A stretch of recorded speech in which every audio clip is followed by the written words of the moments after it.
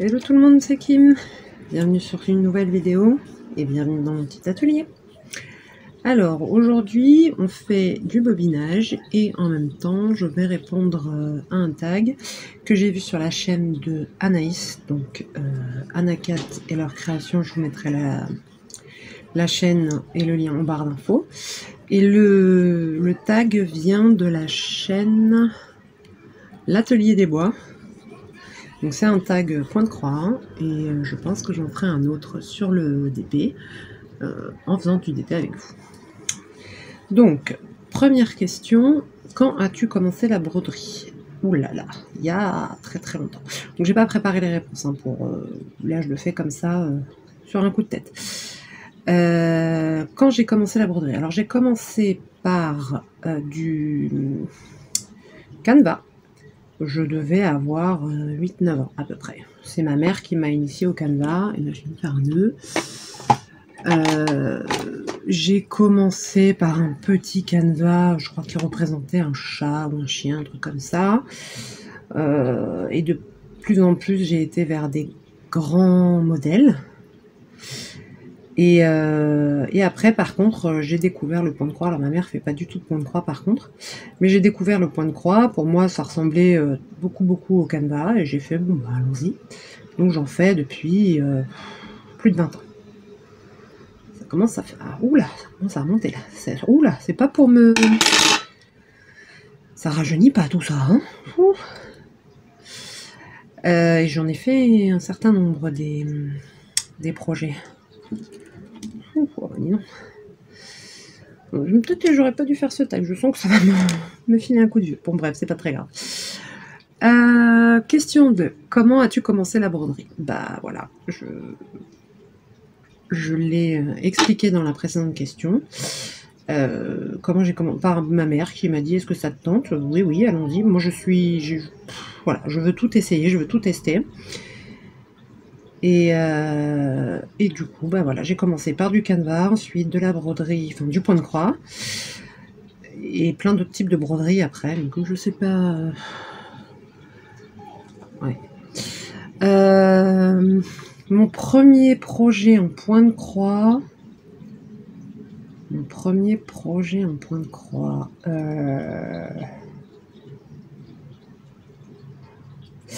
C'était sur une toile estampée, il me semble. Ça devait être un paysage japonais, il me semble.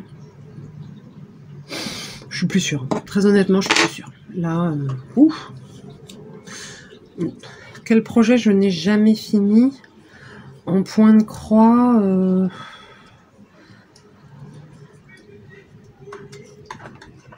Bonne question.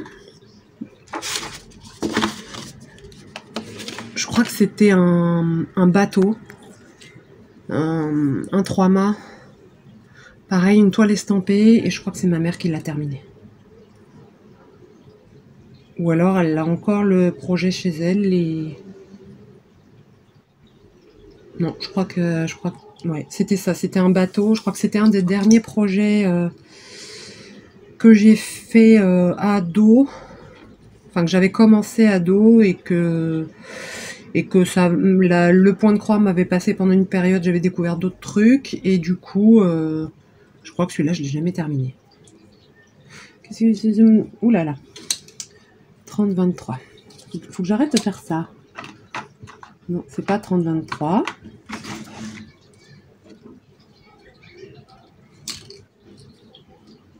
« 30-32.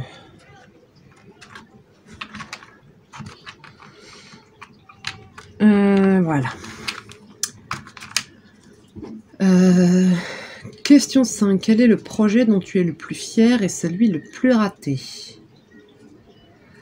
Alors, le projet dont je suis le plus fier, au point de croix, il me semble que c'était un paysage. Je crois que c'était ma première full coverage. C'était un paysage de montagne, me semble-t-il. Et j'avais mis longtemps à la faire. Elle n'était pas très grande, mais comme c'était le premier, je crois que je l'avais pris. Elle doit faire un truc comme 40 par 50, un truc comme ça. Mais voilà, c'était mon premier full coverage, c'était long, c'était dur, et j'étais très fière de le finir. Et mon projet le plus raté, bah, j'aurais tendance à dire le bateau, puisque je l'ai pas fini. Mais raté...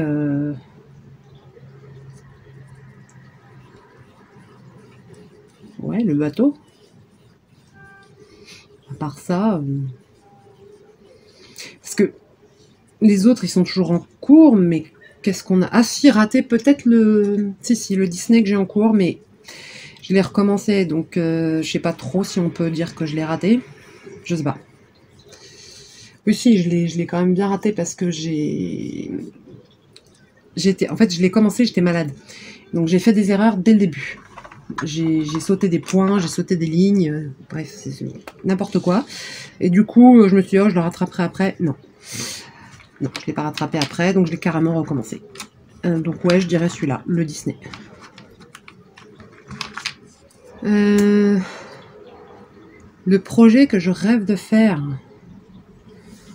un projet que je rêve de faire... j'en ai pas particulièrement. Il y a beaucoup de projets qui me font envie. Mais un sur lequel j'aurais flashé, pour l'instant, non. J'aimerais bien... il faut que j'avance le So Many Books a Little Time, parce que je veux faire la comparaison entre le point de croix et le DP. Et si un jour ça me prend, peut-être que je le referai sur toile vierge pour faire la comparaison entre DAC et HAED. Et ça pourrait être sympa comme projet. Pour faire la comparaison, parce que le DAC, il est absolument splendide. Mais il y a tellement de couleurs dans le HAED que c'est à voir. Peut-être que ça donnerait un rendu différent. En plus, il y a des AB dans le DAC. Un jour, peut-être que je le ferai. Mais alors, pas tout de suite. Quelle est ta marque préférée? Je n'y ai pas pensé avant, mais ça peut être des marques de kit, fil, toile, designer, grille. Ma marque préférée, c'est Dimension. En kit. En grille, j'ai pas de marque préférée. J'aime beaucoup HAED en full coverage, mais il y en a beaucoup sur Etsy qui me plaisent aussi. Après, ce qui me plaît avec HAED, c'est qu'ils rémunèrent leurs artistes. En gros, c'est le DAC du point de croix.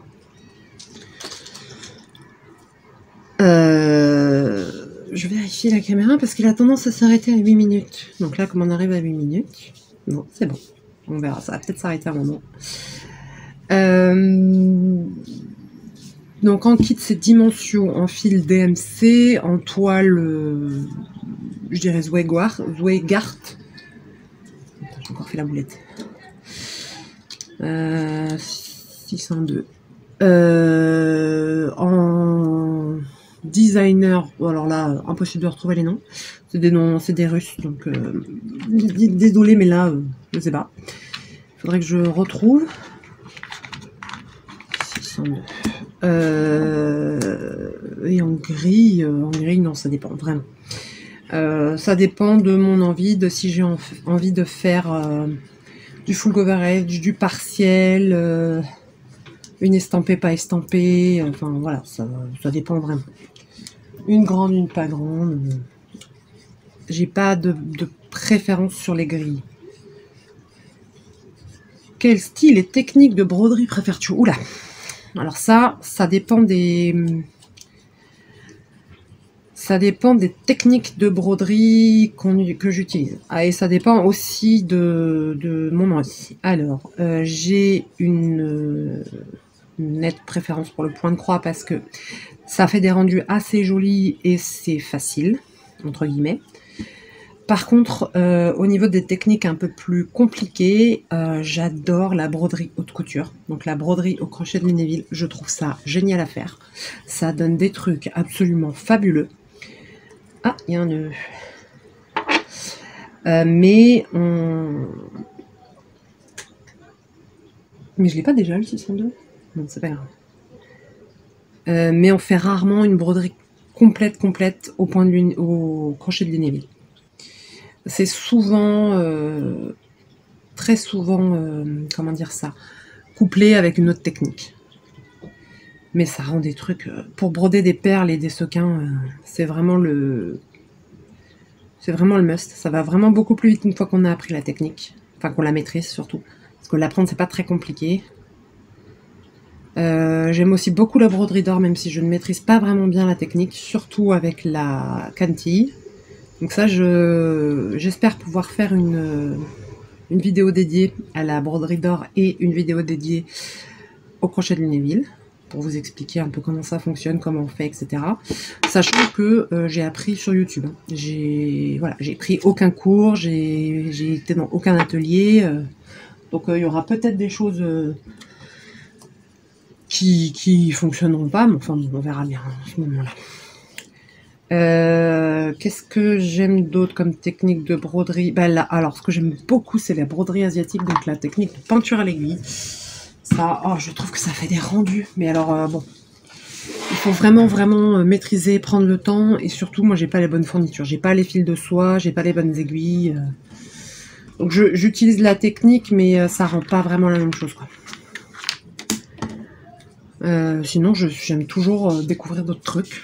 Donc, mais ma préférée, j'ai pas vraiment de préférée, c'est selon l'envie, en fait, et selon le projet que tu veux faire. Parce que bon, du point de croix sur une robe marquise, soyons clairs, ça marche pas. Hein. Par contre, la pose de perles, de sequins, oui, ça marche. La pose de fil d'or, de cantille pour rehausser une robe vénitienne, ça marche très bien aussi. Enfin voilà, ça dépend de ce que je fais et de pourquoi je fais la broderie. Si c'est juste pour me détendre ou pour de la déco, ou si je brode une de mes créations, une de mes robes d'époque. À quel moment de la journée, de la semaine brodes-tu? Oula, j'ai pas un moment en particulier, c'est quand ça me prend et quand j'ai le temps. Donc j'ai pas... J'évite le soir parce que la lumière est pas forcément idéale. Mais sinon, en fin d'après-midi, après le boulot, vers 15h, vers 15h, 17h, je veux dire. Ou si je peux, devant un live ou une vidéo de broderie. Alors devant un live, souvent ceux de Anaïs ou de Safi. Ça dépend. Donc je mettrai la chaîne live de Safi en barre d'infos. La chaîne live, la chaîne Twitch, je vais y arriver.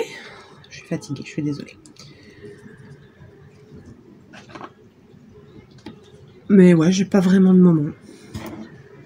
Qu'est-ce que t'apporte la broderie? Le calme, la sérénité et le vidage de tête. C'est... faut se concentrer, faut compter et je suis concentrée sur la broderie, je fais toujours le même geste, toujours la même chose. Mais je suis concentrée parce qu'il faut que je compte et que je vérifie que je me suis pas trompée d'endroit où j'ai sorti l'aiguille, etc. Donc moi les gestes sont acquis, mais ça ne m'empêche pas d'être obligée de me concentrer. Et comme ça je pense pas à autre chose. Et comme je disais à ma meilleure amie il n'y a pas très longtemps, quand je brode, j'ai pas mal. Enfin je pense pas que j'ai mal. Pas que j'ai pas mal, c'est que j'y pense pas. Donc, voilà.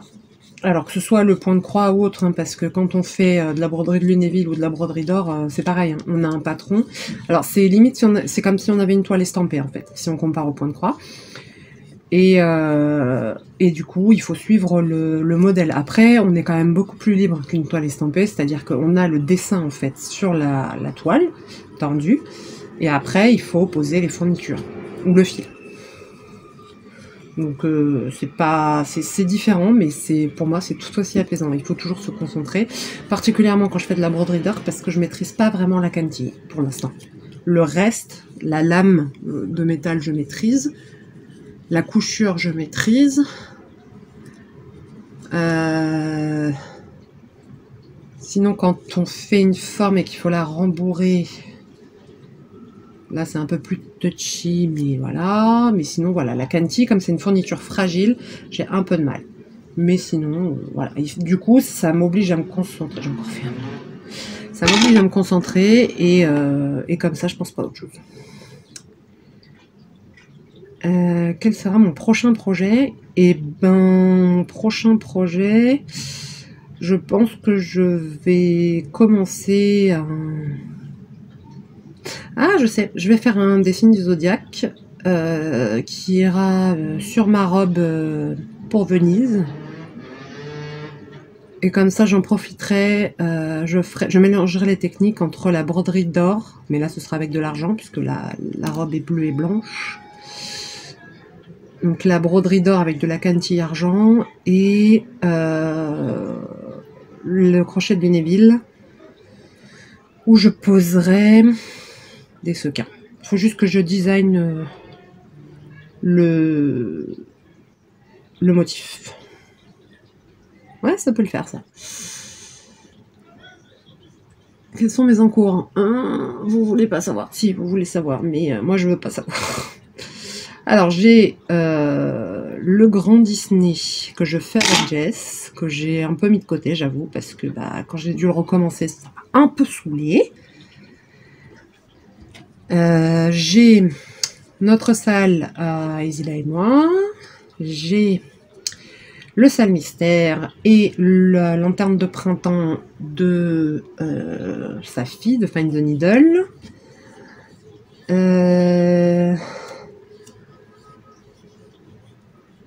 Ah oui, j'ai le So Many Books a Little Time de Randall Spangler par HAED que j'ai commencé. Le Hocus Pocus chez HAED de... Alors, je me souviens un peu de l'artiste. Je sais plus. Je sais plus comment elle s'appelle. Je vous le mettrai à l'écran maintenant. Et j'ai mon petit kit des chats noirs qui s'appelle Les Curieux. Que c'est le kit en fait que j'emmène. Donc je le fais pas à la maison. Donc je l'emmène par exemple pour les soirées avec ma meilleure amie. Je l'emmène parce qu'elle fait du crochet des amigurumis. Moi j'emmène mon petit kit et je l'avance tranquillement quand je suis chez elle. Donc celui-là il avance pas forcément très vite, mais c'est pas très grave, c'est un petit kit qui est pas très grand. Je crois que c'est tout. Ouais, je crois que c'est tout en encours. J'en oublie peut-être. Je ferai éventuellement une vidéo un whip parade, comme disent les anglophones, c'est-à-dire que je vous montre tous mes encours, il faudra que je les sorte, je vous les montre tous, et après je ferai peut-être des fausses tubes. À voir. Sur ce, le tag est terminé. Dites-moi si vous voulez voir une vidéo avec un tag sur du DP, du Diamond Painting. J'essaierai d'en trouver un et de vous faire une petite vidéo de DP avec moi, et pendant ce temps on fait le tag. Je vous fais des bisous, à tout bientôt.